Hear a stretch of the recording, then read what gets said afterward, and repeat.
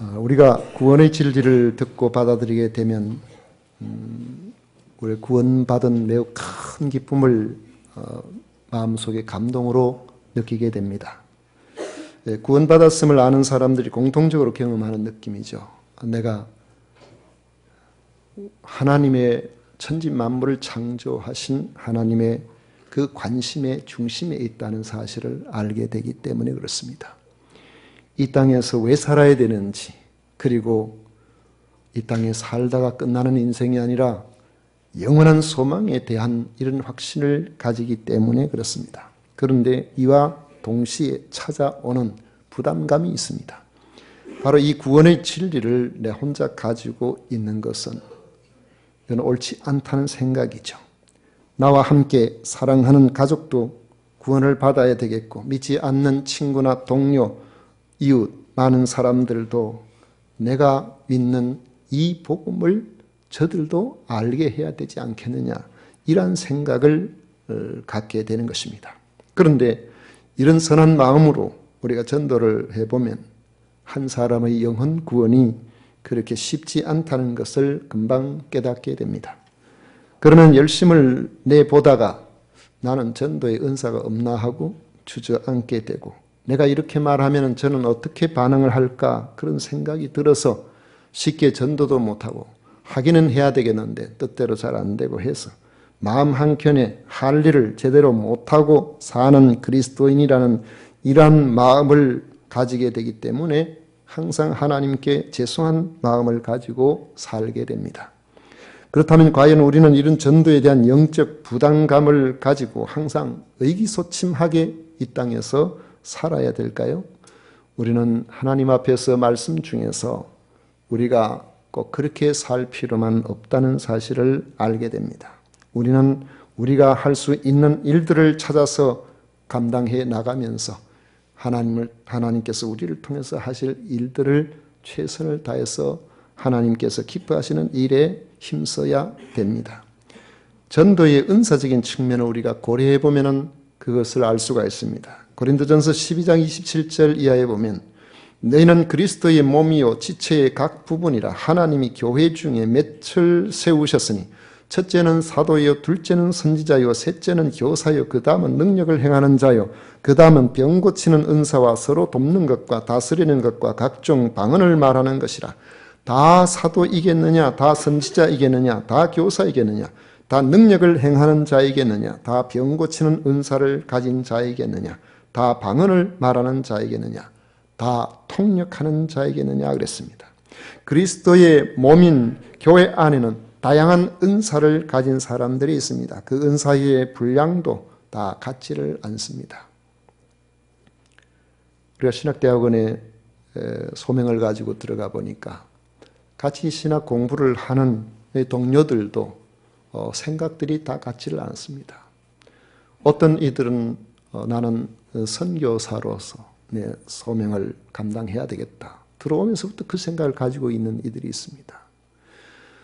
어떤 이들은 나는 교수 사역이 나한테 맞는 것 같다 해서 학위를 취득하고 신학교에서 가르치는 일에 관심을 갖는 그런 이들도 있습니다.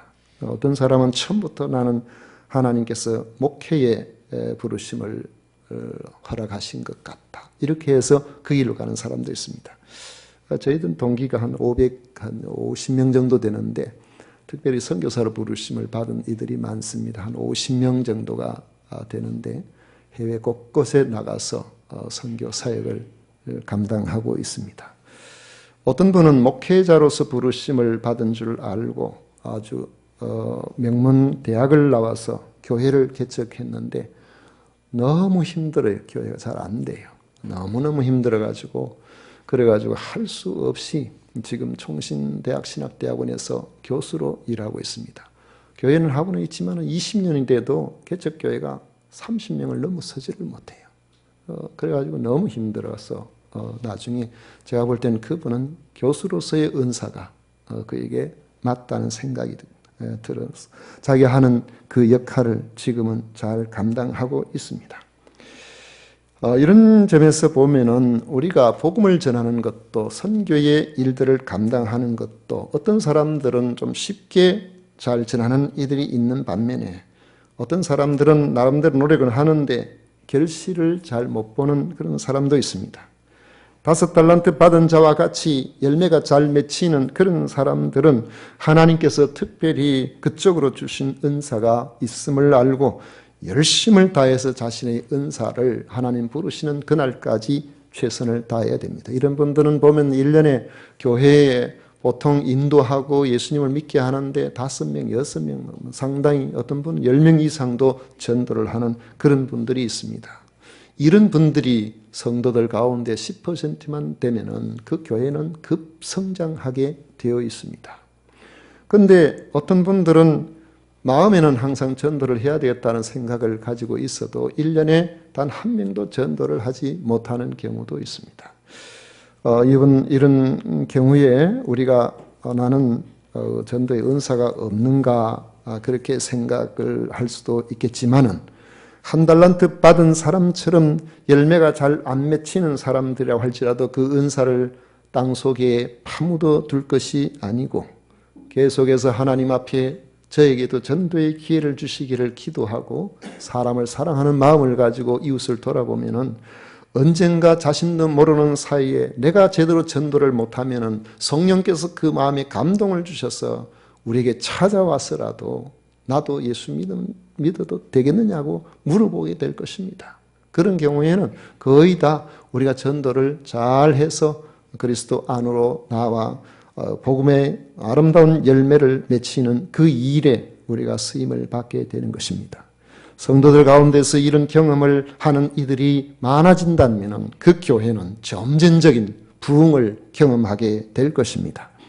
안디옥 교회가 부흥하여 수많은 그리스도인이 아름다운 신앙생활로 그 지역에 크게 칭송을 받아서 예수 믿는 사람을 그리스도인이라고 하면서 다른 사람들과 구별된 호칭을 주었습니다.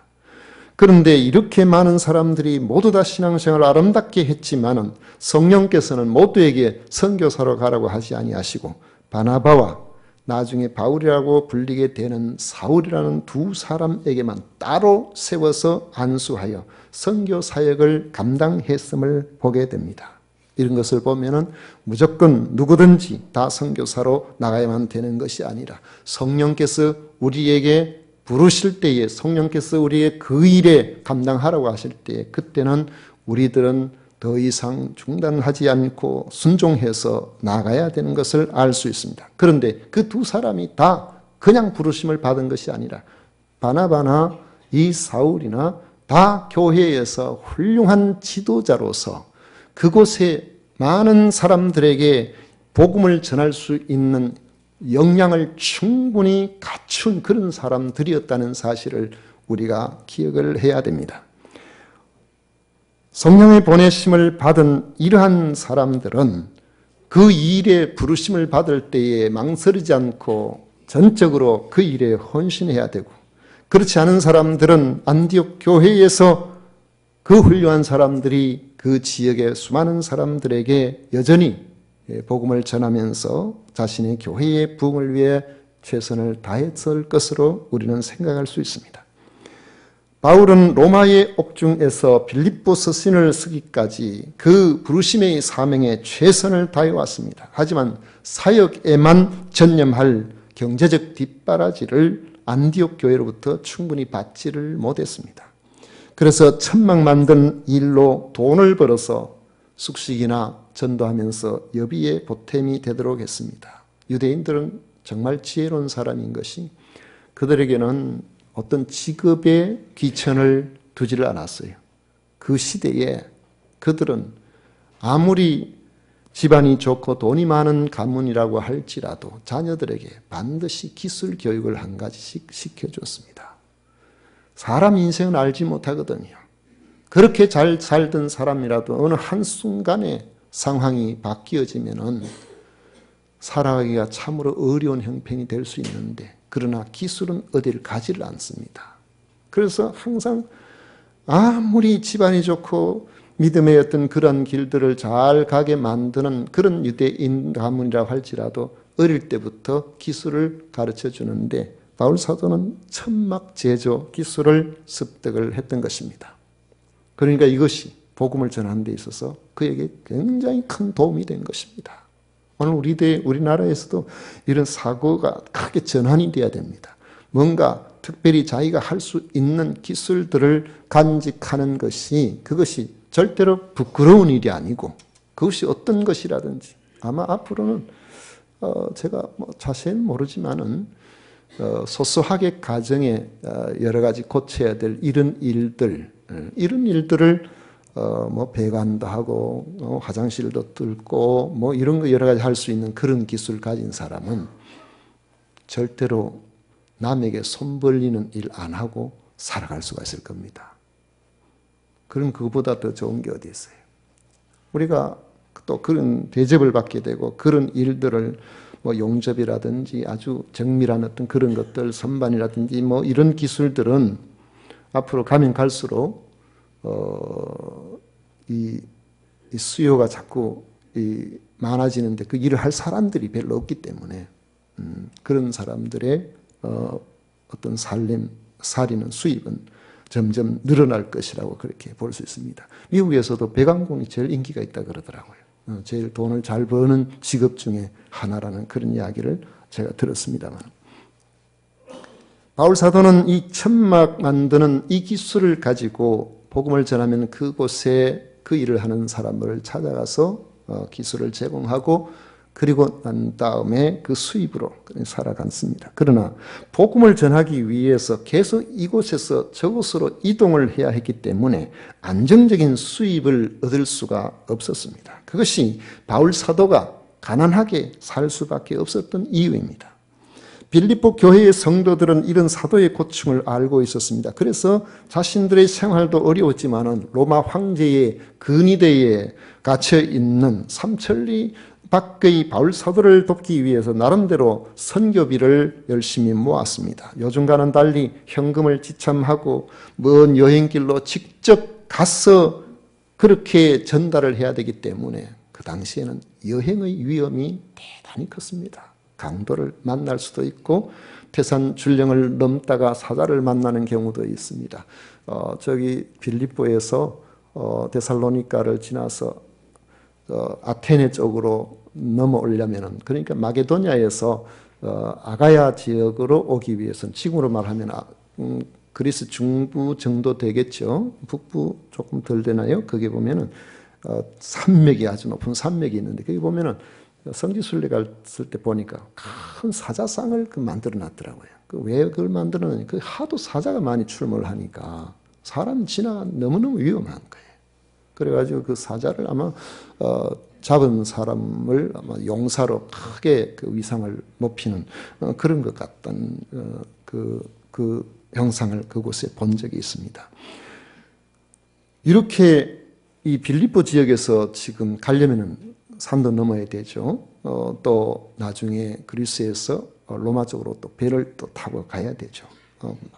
이 과정에서 겪는 많은 어려움들도 있지만은 빌립보 성도들은 에바브로디도라는 그 일을 하겠다는 자원한 이 사람에게 그 헌금을 주어서 전달하도록 했던 것입니다. 이 사도는 에바브로디도 편에 보내온 빌립보 성도들의 그 선교비를 접하고는 크게 감동을 받았습니다. 10절에 보면 내가 주 안에서 크게 기뻐하면 너희가 나를 생각하던 것이 이제 다시 싹이 남이니 너희가 또한 이를 위하여 생각은 하였으나 기회가 없었느니라.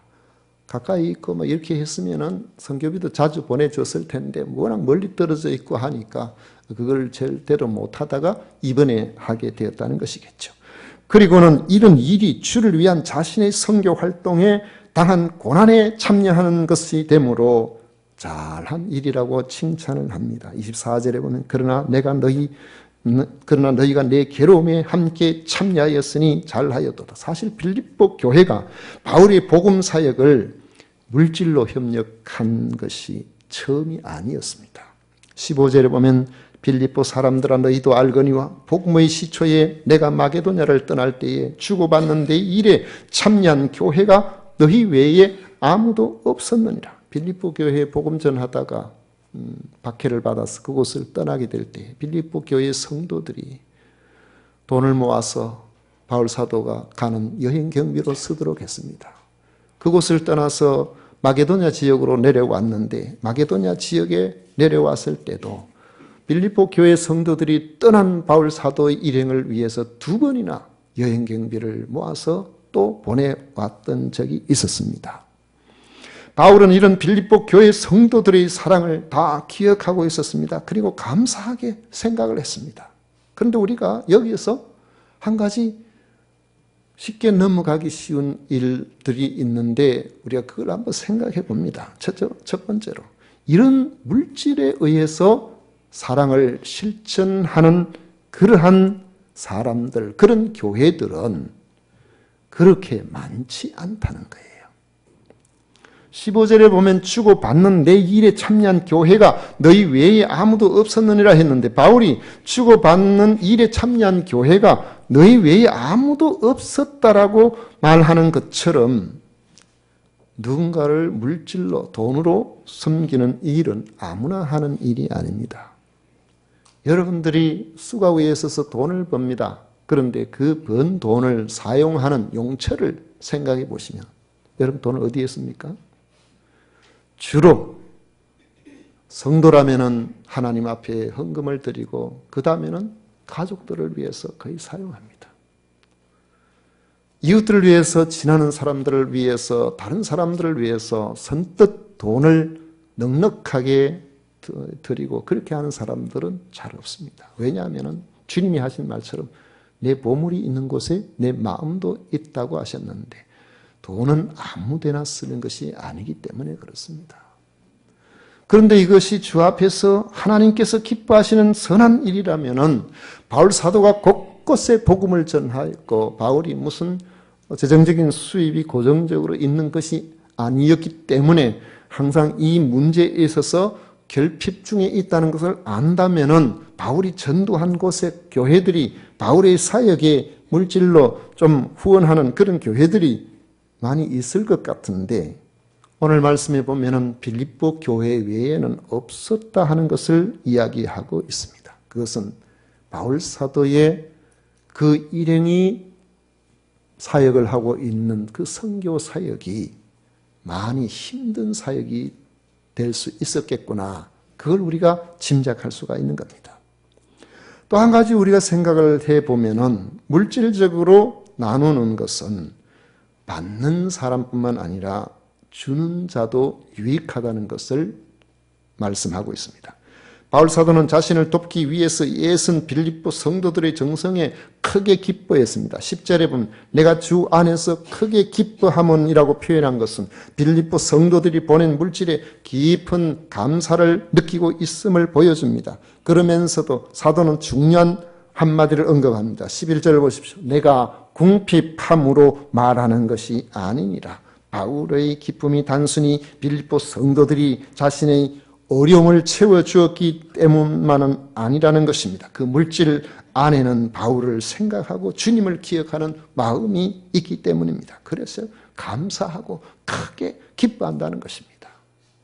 자녀들이 부모에게 용돈을 주는 것, 드리는 것, 그것도요, 용돈 그 자체도 중요하지만 그걸 통해서 자기의 자녀들이 부모를 존중하고 있구나, 공경하고 있구나 하는 것을 느끼기 때문에 그걸 통해서 기쁘게 생각하는 거죠.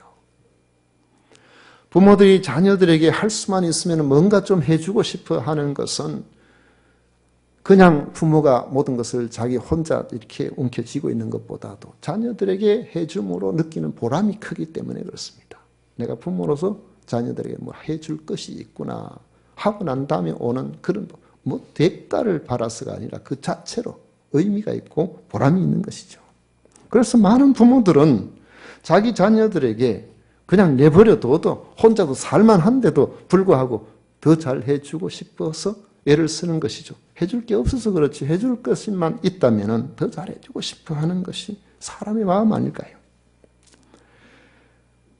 오늘 여기 이 말씀에서 보는 것처럼 바울이 빌립보 교회 성도들이 지금까지 물질로 도왔던 일들을 이야기하는 것은 그들이 그 속에 그 사랑을 담고 있었다는 겁니다. 바울을 기억하고 있었다는 것이죠.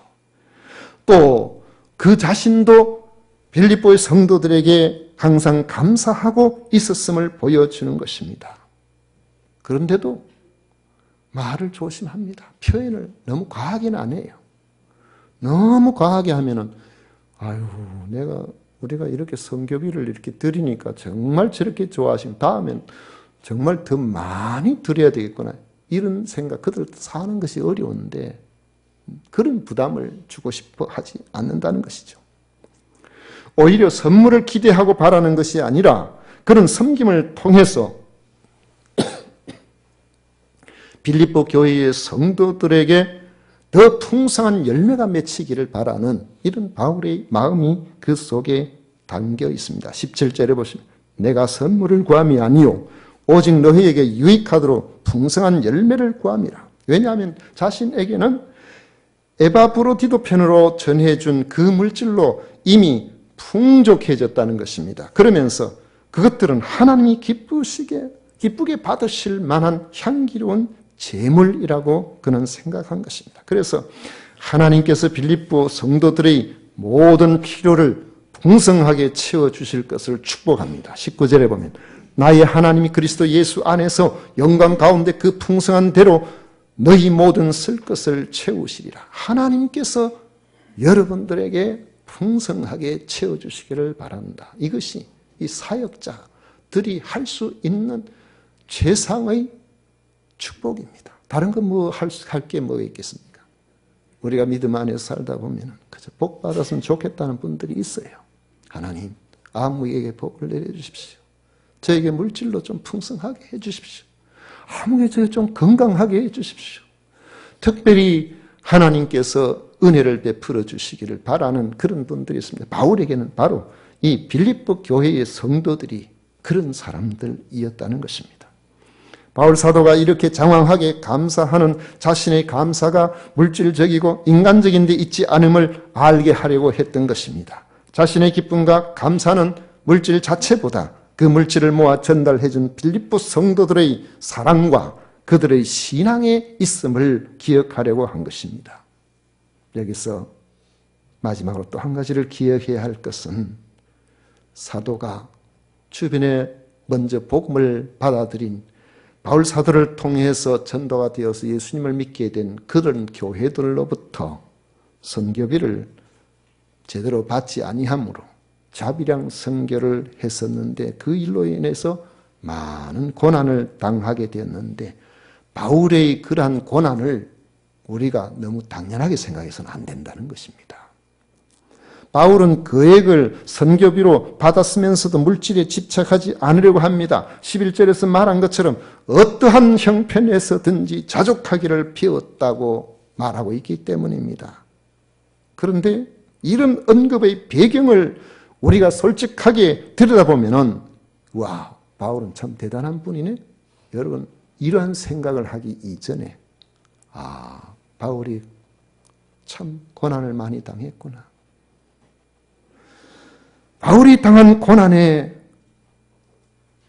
오늘 우리들의 마음이 아파야 됩니다.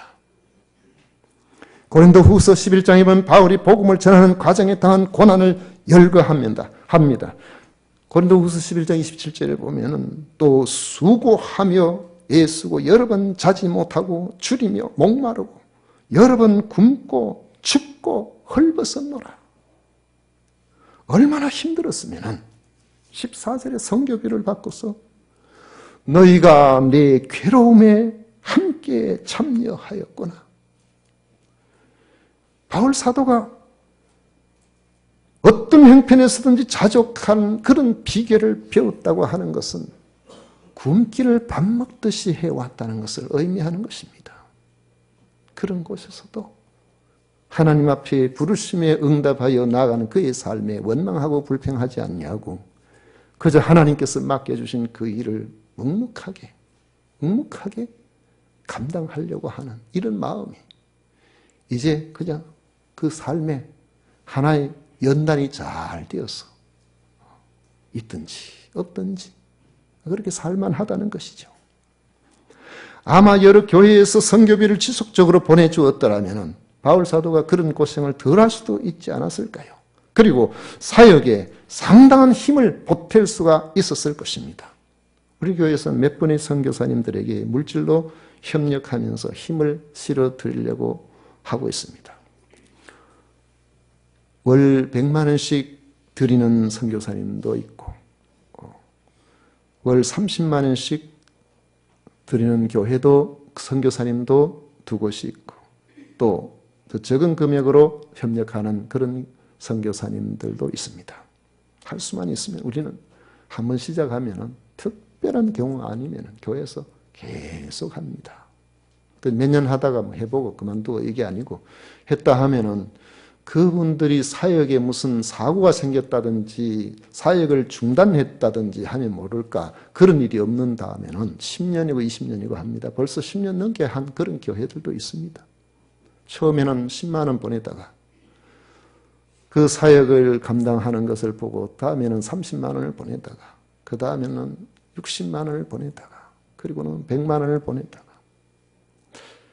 우리가 선교비가 많으면은 점점 더 많은 것들을 통해서 그분들이 사역에 날개를 달 수 있도록 그렇게 하려고 애를 쓰는 것입니다.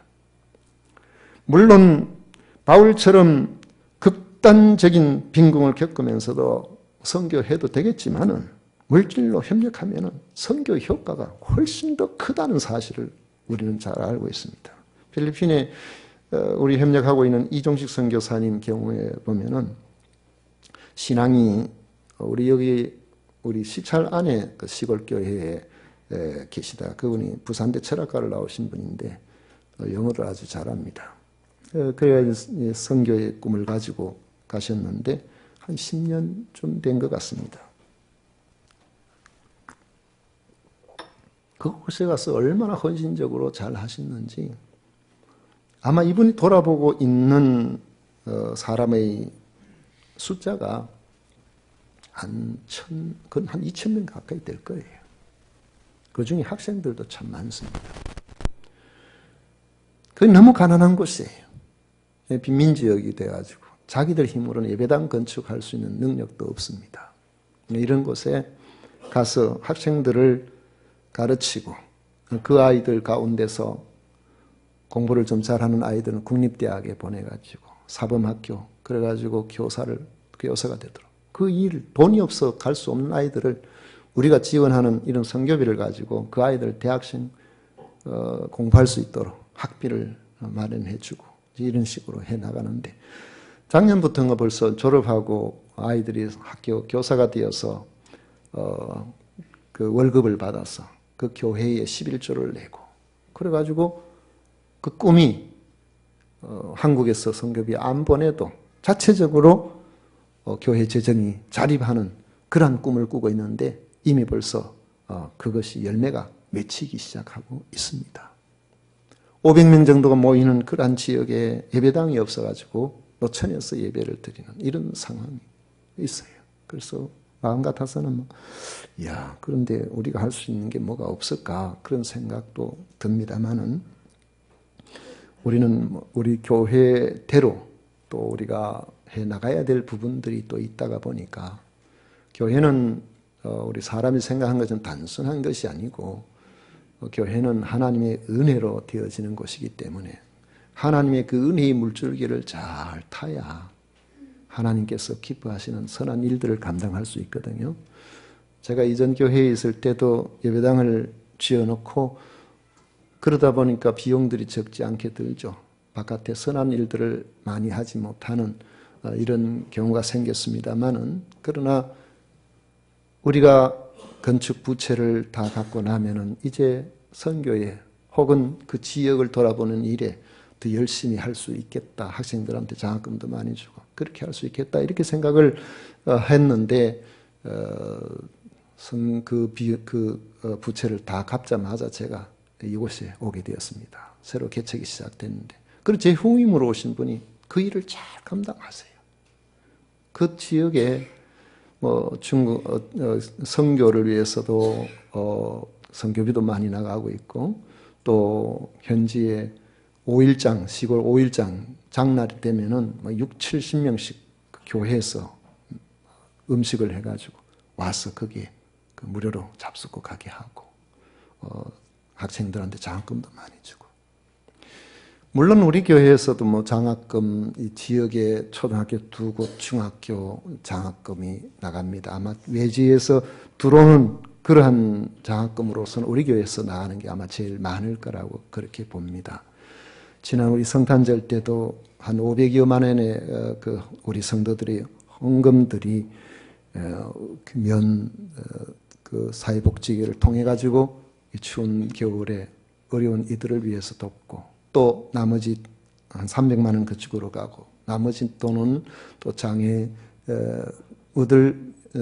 장애인 단체에 보내가지고 또 그곳에서 할 수 있도록 해마다 해오던 대로 그렇게 해왔습니다만은 제 마음 같아서는 앞으로 교회가 여기가 좋고 이 자리가 그대로 평생 이제 우리 그만 우리 교회 더 이상 아무도 못 오게 하고 우리끼리 그냥 신앙생활을 할 것 같으면은 요걸 뭐라고 하는지 아십니까? 성도 정원제. 그래가지고 예배당도 안 지도 되고 하는 것 같으면 선한 일을 아마 지금보다는 한 서너 배 더 할 수 있을 거예요. 그러나 교회는 그럴 수 없잖아요. 교회는 계속해서 열려 있어야 되고 교회는 부흥돼야 되고 그렇게 하다 보니까 또 탈피를 해야 되니까 좀 더 넓은 복잡하니까 좀 더 넓은 예배 환경도 필요하고 또 돈이 많이 들거든요. 그러니까 우리가 절약하고 애를 쓰고 이렇게 하다 보니까 이런 선교와 구제 같은 일에 더 많이 감당하지 못하는 것이 좀 마음이 아픕니다만은 그러나 이런 일들 어느 정도 감당하고 나면은 또 이런 우리가 선교와 구제에 더 많은 힘을 기울일 날이 올 것이라고 저는 믿습니다. 우리는 해마다 선교의 날을 정해서 선교 헌금을 작정하고 있습니다. 그리고 이 작정된 헌금은 전액 선교비로만 사용합니다. 물질에 가는 곳에 마음이 있듯이 우리가 선교비를 보내는 곳에는 우리가 그들을 위해서 기도하게 됩니다. 바울이 선교비를 받고 그렇게 기뻐했던 것처럼 선교사들은 우리가 보내는 선교비에 힘을 얻습니다. 우리는 직접 가서 선교하지는 못하지만 선교 사역의 한 부분을 감당하는 보람을 얻을 수 있습니다. 바울이 빌립보 교회의 성도들이 보낸 선교비를 받고 하나님을 기쁘시게 한 향기로운 제물이라고 감격해 하는 것처럼 우리가 보내는 이 선교 헌금을 받고 아마 많은 선교사님들은 힘을 얻게 되리라고 믿습니다. 해마다 선교 헌금에 동참하는 이들이 더 늘어나서 앞으로 더 많은 곳에 협력할 수 있기를 바라는 마음이 간절합니다. 우리 모두가 이 일에 우리가 해야 할 일들 앞으로 예배당 건축 문제가 당면한 문제가 되어 있습니다만은 그건 그거고 우리가 또 선교하고 구제하고 하는 이 일을 안 할 수는 없잖아요. 지금 우리가 하는 일들이 우리 교회의 어떤 역량 측면에서 볼 때는 주변 교회보다 조금 아마 비슷하거나 조금 낫거나 이럴 것 같습니다. 그러나 우리가 해야 할 일들을 어느 정도 하고 난 다음에는 이 부분에 그냥 우리가 최선을 다해서 지역을 섬기고 해나가는 일들 잘 감당하기를 제 마음속에 간절한 그런 바람이 있습니다. 오늘 여러분 함께 우리가 선교 일에 동참하는 일에 작정하시고 하나님께서 기뻐하시는 일에 우리 모두가 하나님 주시는 크신 보람이 있는 이런 삶이 되시기를 바랍니다.